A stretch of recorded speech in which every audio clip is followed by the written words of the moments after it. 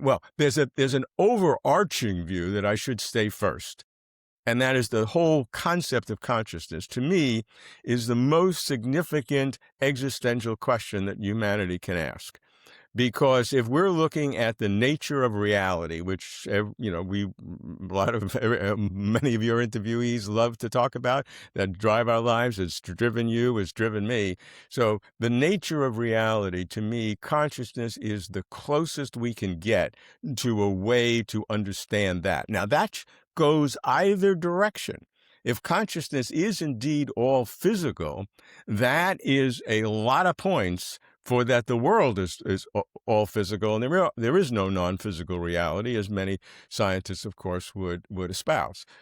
If consciousness is something beyond the physical that we know today, or beyond even any physical whatsoever, then that is a big statement about the nature of reality. So consciousness is the existential question of humanity, and how it goes, physical, non-physical, the nature of the physical, nature of the non-physical, the world, or all reality turns on that question.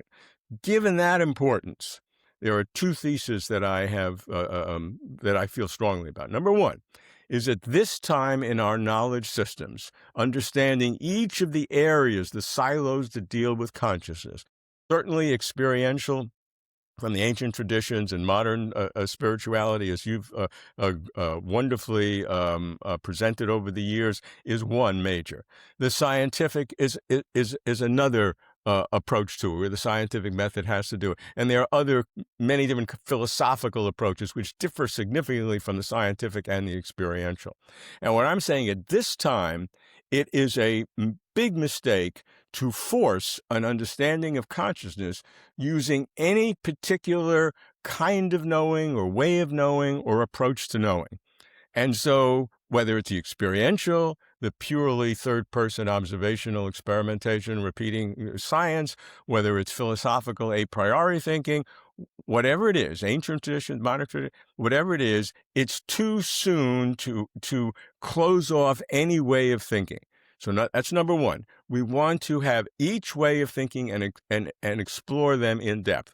That's number one. Number two is that once you have a theory of consciousness, lots of other things that you are interested in that are critical big questions for humanity are derived from it. So questions like life after death, free will, personal identity, meaning, purpose in life, or in the universe, value, the nature of value, absolute, relative, etc. AI consciousness, hot in today's world, virtual immortality, which many Silicon Valley types think it's just a few years or decades away. You can upload your first-person experience to the cloud and live virtually forever, or at least until the sun burns out.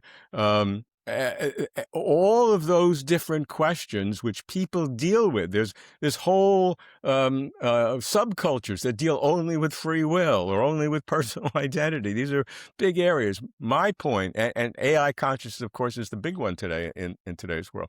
My point is that each of those questions, and we can discuss AI consciousness in particular, is directly the result of your theory of consciousness. And nobody talks about that because if your theory of consciousness is one way and you're dealing with free will, they don't articulate.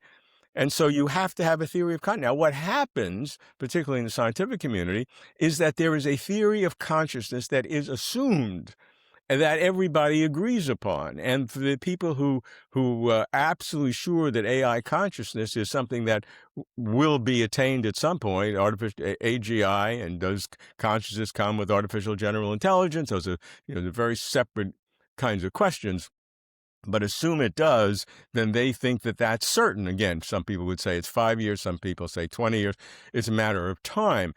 But they're assuming a particular theory of consciousness, which in general is called computational functionalism. Computation means that the brain works on basically a digital kind of system, parallel, I mean, very complicated. And functionalism being it's a question of the function, not the substrate. So it's what it does. It doesn't matter where it is, and so it's multiply realizable. So the same function can be in silicon or in gallium arsenide as well as in neural tissue. But that's the assumption that they're making when they deal with the question. So I want to dig below that. So that's the second big point. First big point is we are open to all different kinds of knowings. We're not shutting anything off. Second is that the big questions that we ask are directly determined by your theory of consciousness.